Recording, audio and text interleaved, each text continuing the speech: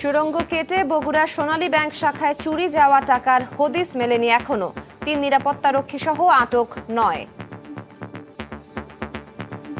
পূর্ব সতর্কতা ছিল না, স্বীকার করলেন ব্যাংকের এমডি। সেফ কিন্তু সাধারণত এমনি নর্মালি ভাঙতে পারে না বা খুলতে পারে না। গ্যাসের সাহায্যে এই ওয়েল্ডিং মেশিন দিয়ে সেইটাকে নষ্ট করে তারপরে কিন্তু খুলতেছে। নিরাপত্তায় পরিবর্তনের ইঙ্গিত, জড়িতরা দ্রুতই ধরা পড়বে আশ্বাস সরকারের। গুপ্ত পথের ব্যাপারে অনেকগুলো স্টেপস হয়েছে, কিন্তু সময় লাগবে সেগুলো করতে। আমরা তদন্ত করছি এবং তদন্তের মাধ্যমে এটাও আমরা ধরে ফেলতে পারবো ইনশাআল্লাহ। দেখছিলেন বিশেষ শিরোনাম। মধ্যরাতের সময় সঙ্গে আছে আমি গোলাম রাব্বি এবং আমি শেখ ফাতেমা ওয়ারা। আমার চুলের জন্য নো অ্যামোনিয়া, নো পেরক্সাইড, শুধু ন্যাচারাল ভাসমন। এবার অন্যান্য শীর্ষ সংবাদ। আন্দোলনের নামে স্কুল পোড়ানো বন্ধে সর্বস্তরে প্রতিরোধ গড়ে তোলার আহ্বান প্রধানমন্ত্রীর। প্রাথমিক শিক্ষকদের পদমর্যাদা উন্নীত করার ঘোষণা। ভোটারবিহীন নির্বাচনে ক্ষমতা এসেছে আওয়ামী লীগ। এ সরকার ও সংসদ দুই অবৈধ, আইনজীবীদের সংবর্ধনায় বেগম জিয়া।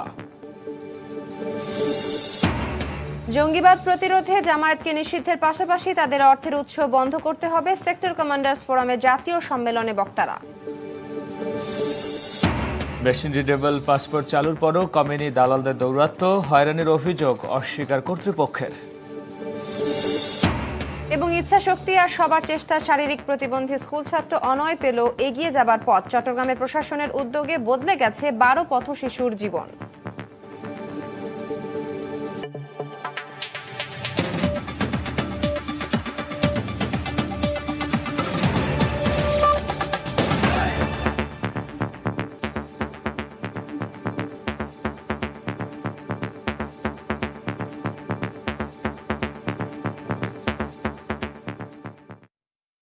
বগুড়া সোনালী ব্যাংক শাখা থেকে সুড়ঙ্গ কেটে লুটের টাকার এখনো কোনো হদিস মেলেনি। চুরির ঘটনায় প্রাথমিক তদন্তে ব্যাংক কর্মকর্তা ও নিরাপত্তা রক্ষীদের গাফিলতির প্রমাণ মিলেছে বলে জানিয়েছেন পুলিশ কর্মকর্তারা। এদিকে এই ঘটনায় 3 নিরাপত্তা রক্ষী সহ 9 জনকে আটক করা হয়েছে। গঠন করা হয়েছে তদন্ত কমিটিও। বগুড়ার আদমদিঘি থেকে আরো জানাচ্ছেন সালাউদ্দিন সুমন। ফার্নিচারের দোকানের ভেতর থেকে সোনালী ব্যাংকের দেয়াল ঘেঁষে কাটা এই গর্ত এবং গর্ত থেকেই মেঝের নিচ দিয়ে প্রায় 4 ফুট দৈর্ঘ্যের সুড়ঙ্গ। সরু এই সুড়ঙ্গ দিয়েই ভল্ট রুমে প্রবেশ করে দুর্ধর্ষ কায়দায় চুরি করা হয় ব্যাংকের প্রায় 31 লাখ টাকা। কিশোরগঞ্জের পর এটি সুড়ঙ্গ কেটে ব্যাংক থেকে টাকা চুরির দ্বিতীয় ঘটনা। এই ঘটনায় ব্যাংকের 3 নিরাপত্তারক্ষী এবং ফার্নিচারের মালিক ও এক কর্মচারী সহ কয়েকজনকে আটক করেছে পুলিশ। এছাড়া জিজ্ঞাসাবাদ করা হয়েছে ব্যাংকের শাখা ব্যবস্থাপক ও হিসাব রক্ষককেও। যারা দায়িত্বরত ছিল কেউই প্রপারলি তার দায়িত্ব ঠিকমতো পালন করেনি। বারবার বলা হয়েছে প্রত্যেকটা ব্যাংকে সিসিটিভি ক্যামেরা রাখার জন্য, সেই অ্যারেঞ্জমেন্ট তারা করে নেই। পাশাপাশি ম্যানেজার যেটা দায়িত্ব তাকে মাঝে মধ্যে তার সিকিউরিটি ঠিকমতো থাকে কি না এটা যে দেখবে, এটা আসলে তারা ওইভাবে চেক করে না। তো ল্যাক অফ সুপারভিশনের সমস্যা আর কি। ঘটনাটিকে কেন্দ্র করে আদমদিঘি ও আশপাশের এলাকার মানুষের মধ্যে ব্যাপক চাঞ্চল্যের সৃষ্টি হয়েছে। উৎসুক মানুষজন ছুটে আসছেন দূর দূরান্তর থেকে। আদমদিঘিতে আমার এত বয়সে যে আমরা দেখিনি যে এই ধরনের যে ঘটনাটা ঘটে, কিন্তু এই ঘটনাটা হলো খুব সাংঘাতিক ঘটনা। এটা শান্তশিষ্ট এলাকা, এখানে এত বড় ঘটনা কোনোদিন ঘটেনি। আমরা এই ব্যাংকে সবসময় লেনদেন করি, যাওয়া আসা করি। এ ধরনের ঘটনা প্রতিরোধে সরকার তথা সোনালী ব্যাংক কর্তৃপক্ষকে আরও সতর্ক হওয়ার তাগিদ দিচ্ছেন ব্যাংকটির গ্রাহক ও সাধারণ মানুষ।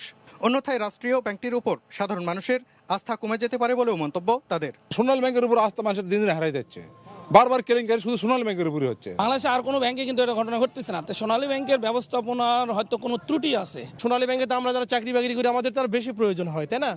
আর আমরাও তো কষ্ট ভুক্তভোগী। আজকে আমরা বেতন উঠাবো পারবো না। এখানে চুরি ডাকাতি হয় কম বেশি, কিন্তু একেবারে ব্যাংকের টাকা নিয়ে চলে যাচ্ছে সবাই। এর একটা বিবিধ ব্যবস্থা করা দরকার। বৃহস্পতিবার রাতে থেকে শুক্রবার শনিবার 2 দিন বন্ধ থাকে, আর এই সময়টার মধ্যেই তারা কাজ করে। এই 3টা দিন যেন সরকার আর কি বিশেষভাবে আর কি কঠোরভাবে যেন এটার উপর দৃষ্টি রাখে। এদিকে চুরির ঘটনায় অজ্ঞাতদের আসামি করে আদমদিঘি থানায় একটি সিঁদেল চুরির মামলা করেছেন সোনালী ব্যাংক বগুড়া জোনাল অফিসের ডিজিএম। সোনালী ব্যাংক রাজশাহী বিভাগীয় কার্যালয়ের জিএম এটিএম আফজাল হোসেনকে প্রধান করে 5 সদস্যের একটি তদন্ত কমিটি গঠন করা হয়েছে। ফার্নিচারের দোকান থেকে ভল্ট রুম পর্যন্ত আসা এই সুড়ঙ্গ দিয়েই চোরেরা প্রবেশ করে নিয়ে যায় মোটা অঙ্কের টাকা। এমন ঘটনা যেন আর না ঘটে, এমনটি প্রত্যাশা এই ব্যাংকটির গ্রাহক এবং সর্বসাধারণের। সালাউদ্দিন সুমন, সময় সংবাদ, আদমদিঘি, বগুড়া। এর আগে গত 26 জানুয়ারি কিশোরগঞ্জে সুড়ঙ্গ করে সোনালী ব্যাংকের 16 কোটি 90 লাখ টাকা চুরি হয়।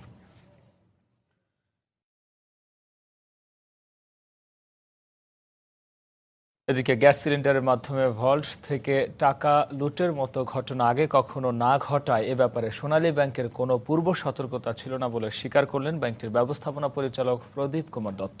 তবে তিনি জানান, ভবিষ্যতে এমন দুর্ঘটনা এড়াতে উন্নত প্রযুক্তির পাশাপাশি নিরাপত্তায় বাড়তি জনবল নিয়োগ করা হবে।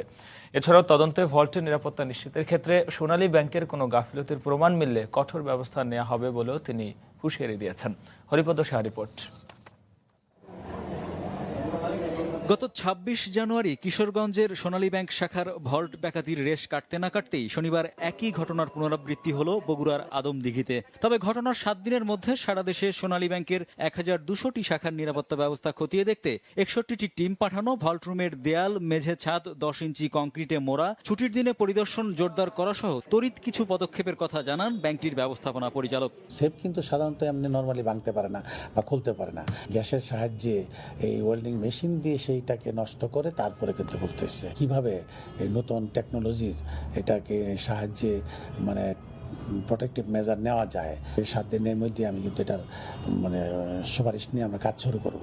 আনসার অথবা বেসামরিক যে সিকিউরিটি সংস্থা আছে তাদের মাধ্যমে প্রতিটা ব্রাঞ্চেই 3 জন করে গার্ড দিব।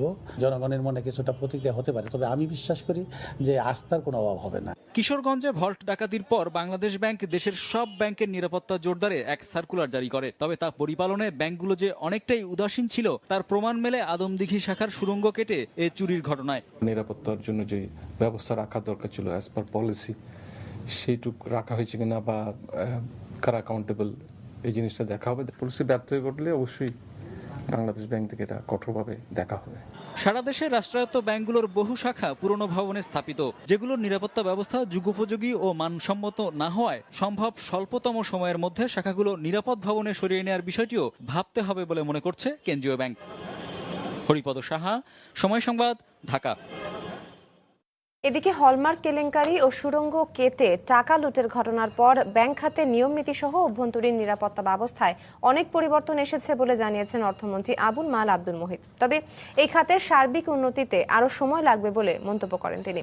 রোববার বিকেলে সচিবালয়ে ক্রয় সংক্রান্ত মন্ত্রিসভা কমিটির বৈঠক শেষে ব্যাংক লুটের বিষয়ে সাংবাদিকদের বিভিন্ন প্রশ্নের জবাব দেন অর্থমন্ত্রী। increase the surveillance capacity, অনেকগুলো রুলস রেগুলেশনস বদলিয়েছে, যেমন let's take the Hallmark case, powers of the management at various levels corrected and changed, এবং এই গুপ্ত পথের ব্যাপারে অনেকগুলো স্টেপস হয়েছে, কিন্তু সময় লাগবে সেগুলো করতে।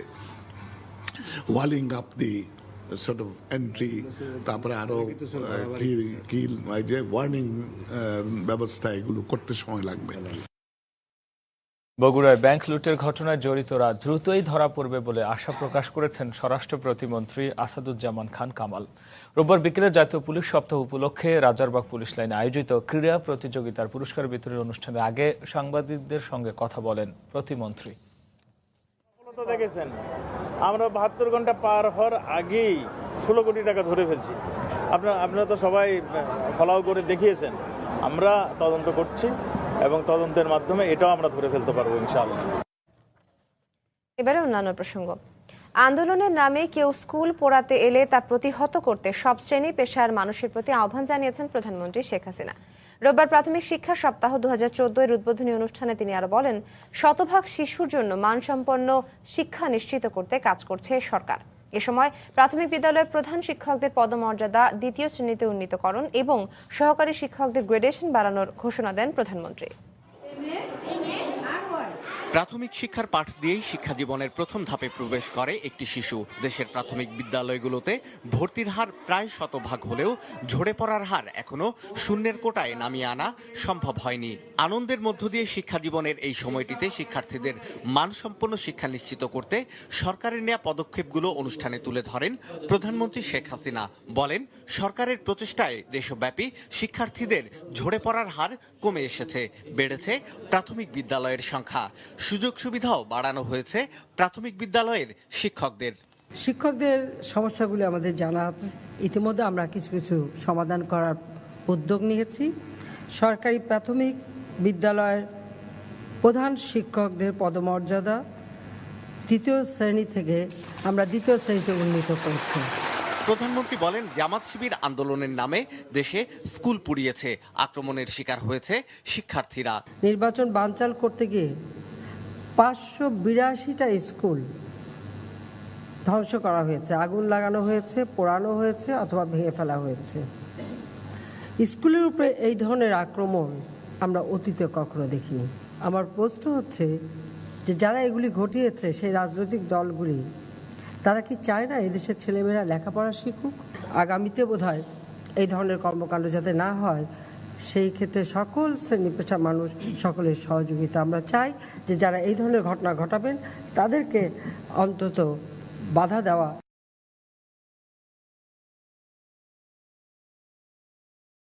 এটা প্রত্যেকটা সচেতন নাগরিকের কর্তব্য। অনুষ্ঠানে প্রাথমিক শিক্ষায় কৃতিত্বপূর্ণ অবদান রাখায় বিভিন্ন শিক্ষা প্রতিষ্ঠান, শিক্ষক শিক্ষার্থী এবং শিক্ষা কর্মকর্তাদের হাতে সিনা। শাহ আলী জয়, সময় সংবাদ, ঢাকা।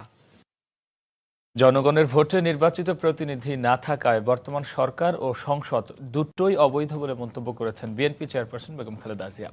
রোববার সন্ধ্যায় রাজধানীর ইঞ্জিনিয়ার্স ইনস্টিটিউটে ঢাকা আইনজীবী সমিতির নবনির্বাচিত প্যানেলের সংবর্ধনা অনুষ্ঠানে তিনি একথা বলেন। এ সময় অবিলম্বে সকল দলের অংশগ্রহণে নির্দলীয় তত্ত্বাবধায়ক সরকারের অধীনে জাতীয় নির্বাচনও দাবি করেন বেগম জিয়া। আর হবে কবে? ঢাকা আইনজীবী সমিতির নবনির্বাচিত প্যানেলের সংবর্ধনা অনুষ্ঠানে প্রধান অতিথি হিসেবে যোগ দেন বিএনপি চেয়ারপারসন বেগম খালেদা জিয়া। শুরুতেই নবনির্বাচিত প্যানেল সদস্যদের ফুল দিয়ে স্বাগত জানান তিনি। পরে প্রধান অতিথির বক্তৃতায় বেগম জিয়া বর্তমান সরকারের বিভিন্ন কর্মকাণ্ডের সমালোচনা করেন। বিচারপতিদের কোনো স্বাধীনতা নাই, তাদেরকে অন্যায়ভাবে তাদের উপর চাপিয়ে দেওয়া হচ্ছে, তাদেরকে নির্দেশ দেওয়া হচ্ছে, যেভাবে নির্দেশ দেওয়া হচ্ছে সেইভাবে তাদেরকে বাধ্য করা হচ্ছে করতে। বিদ্যুতের দাম বাড়ানোর পদক্ষেপের সমালোচনা করে বেগম জিয়া বলেন, কুইক রেন্টালের মাধ্যমে লুটপাটের ভর্তুকি দিতেই সরকার বিদ্যুতের দাম বাড়াচ্ছে।